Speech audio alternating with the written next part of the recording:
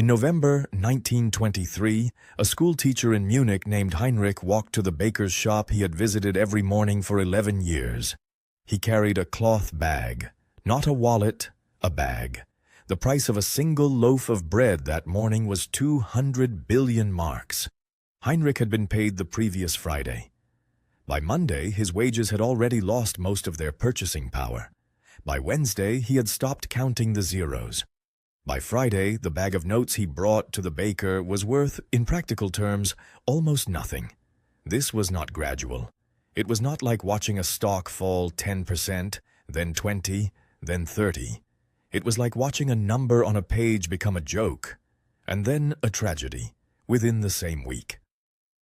The Weimar hyperinflation of 1923 is the most documented case of paper wealth going to zero in modern European history. Savings accounts, odd government bonds, life insurance policies, all denominated in marks, all technically present on paper, all effectively worthless by the time November ended. What gets recorded less carefully is what Heinrich's landlord was doing during the same period. The landlord owned the building Heinrich rented a room in. The building was on a street in a Munich neighborhood that had existed for 200 years. During the hyperinflation, the nominal price of that building in marks was absurd. Billions, then trillions, numbers that had stopped meaning anything. But the building did not go to zero. It never came close. When the Rentenmark stabilized the currency in late 1923, the building was still standing. People still needed to live in it. The landlord still collected rent, in whatever currency was usable at the time, adjusted informally to reflect real value. The savings went to zero. The building did not. That is the zero test. Not whether an asset fell in price, not whether it caused pain or loss or hardship, whether it reached zero, whether it ceased entirely to function as a store of anything. And the reason the building passed the zero test, while the savings account did not, is not complicated. It is physical.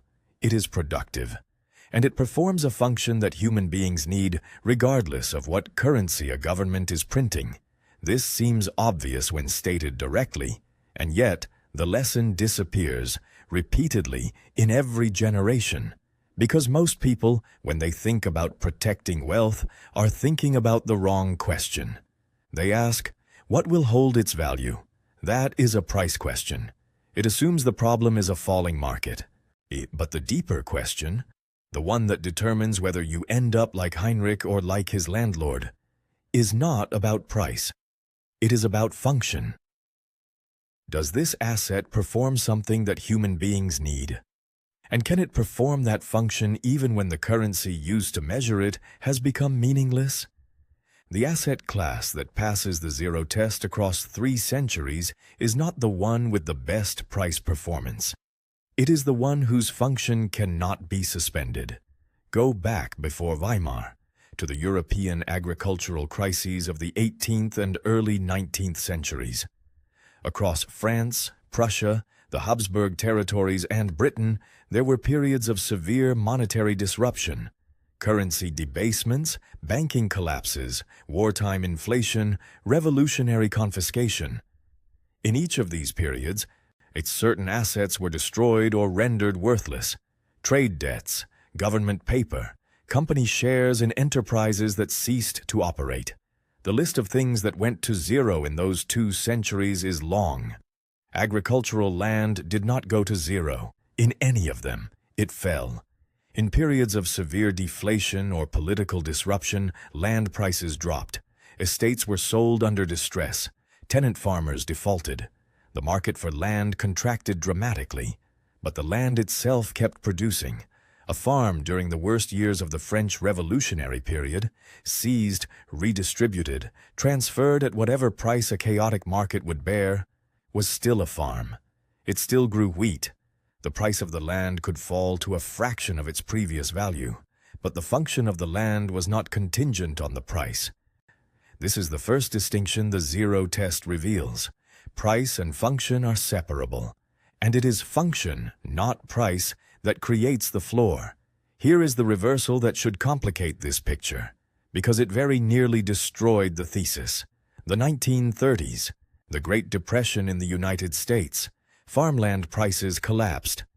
Across the Midwest, farms that had been purchased at inflated prices during the 1920s went into foreclosure by the millions. Banks seized land they could not sell. Whole counties in Iowa and Kansas saw land change hands at a fraction of its previous value. Families who had done everything right, who owned land, who had avoided stocks, who had stayed away from the speculative bubble, found themselves losing their farms anyway. Did agricultural land go to zero in the 1930s? No. And the reason it did not is exactly the same reason it had not gone to zero in the Weimar hyperinflation, even though the economic conditions were mirror opposites. In Weimar, the currency collapsed. In the Depression, credit collapsed. The mechanism of destruction was different. Inflation in one case, deflation in the other. And in both cases, land fell severely in price. In both cases, holding land was painful. In both cases, many people lost their land to creditors or forced sale. But the land kept existing. It kept producing.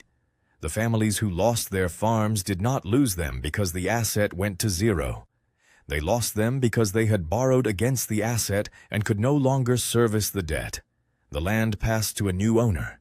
It continued to function. The zero test was passed, not by everyone who held land, but by the asset class itself. This distinction matters more than it first appears, because it tells you something specific about what the zero test is actually measuring. It is not measuring whether you will always keep the asset. It is measuring whether the asset retains a floor of function, a reason to exist, a use that persists, even when the financial system treating it as a price is in chaos. If you want to understand how these distinctions played out differently across specific countries and legal systems, which jurisdictions provided better protection for land ownership during crisis periods, and why, that is exactly what the next video goes into. Now move to Japan, 1945. By the time the war ended in August of that year, the Japanese economy was in a condition that is difficult to describe without sounding like exaggeration. Major cities had been firebombed. Industrial capacity was largely destroyed or occupied. The currency was inflating rapidly under the pressure of wartime spending and post-war disruption. The Tokyo Stock Exchange was closed. The major zaibatsu conglomerates, the industrial family empires that had dominated the Japanese economy for generations, were being forcibly dissolved by American occupation authorities. Equity in those corporations went to zero, or close enough to make no difference. Bonds issued by the wartime government were essentially worthless. The savings of ordinary Japanese families held in postal savings accounts that had been strongly encouraged by the government throughout the war had their real value destroyed by inflation that ran at several 100% annually through the late 1940s. What did not go to zero? Land again, in a pattern that should by now be familiar. Tokyo real estate, even bombed, even rubble, even legally complicated by occupation reorganization, retained its claim on a specific piece of ground that would eventually need to be rebuilt. The reconstruction would come. It always came. And when it did, the asset that had maintained its function through the destruction was the ground itself. But there is a second category that shows up clearly in the Japanese post-war record, and this is where the story becomes more interesting. Small businesses, particularly those providing essential services that occupation and reconstruction required, showed a remarkable capacity to survive economic discontinuity that destroyed larger institutional assets entirely. A pharmacy still operating, a construction contractor with working relationships and practical skills, a rice merchant with established supply connections, a textile repairer. These were not glamorous businesses. They were not, by any measure, financially sophisticated holdings, but they passed the zero test in a context where the Tokyo Stock Exchange was closed and government bonds were being inflated into irrelevance, because they performed a function. And the function did not require the Japanese financial system to be operating normally.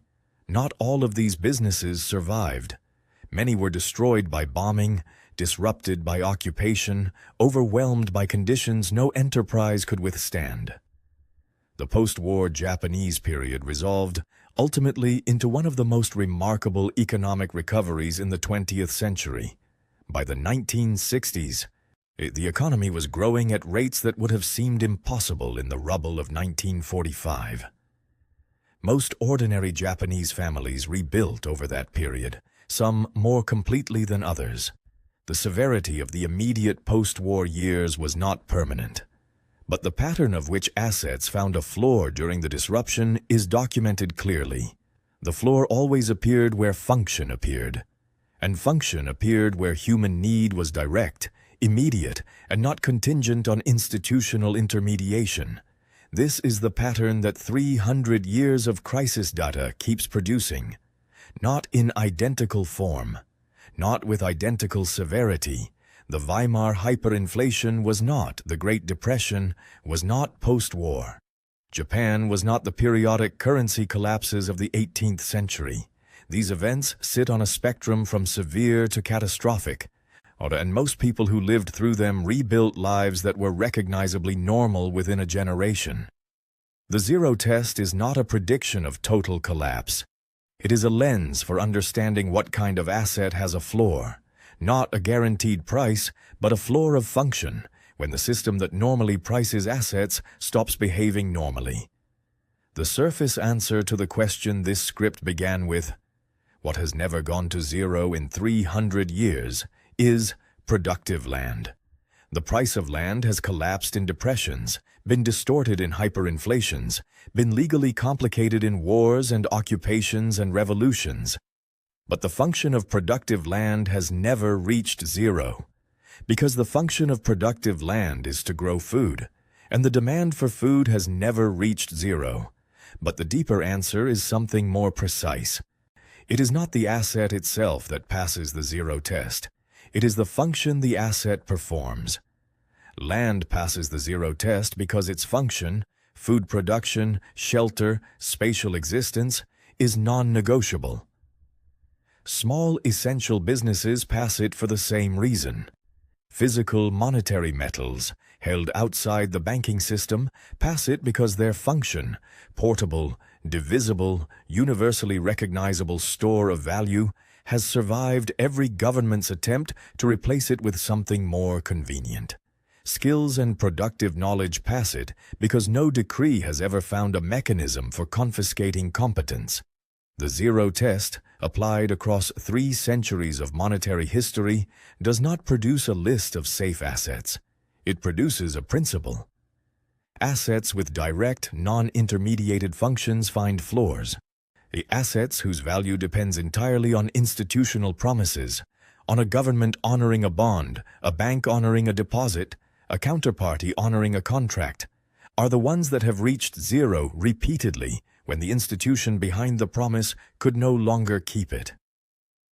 Come back to Heinrich, standing in the baker's shop in November 1923, cloth bag in hand, buying a loaf of bread with notes that had been someone's life savings 2 weeks earlier. What he was experiencing, though he would not have described it this way, was the complete separation of price from function. The bread still functioned. The marks used to buy it had lost their function entirely. And in that gap, everything that depended on the mark for its value went to zero. Everything that had a function independent of the mark did not. The 300 years of crisis data is essentially a long meditation on that gap, on what happens when the measuring stick breaks, on which assets required the measuring stick to have value and which ones kept their function without it. Here is the question worth sitting with. Of the assets you currently hold, how many of them require a functioning institution, a stable currency, or a liquid market to have value? And how many of them would continue to perform their function, to produce, to shelter, to exchange, to preserve, on the day that the measuring stick stopped working? That question has a specific answer. It is worth knowing what it is.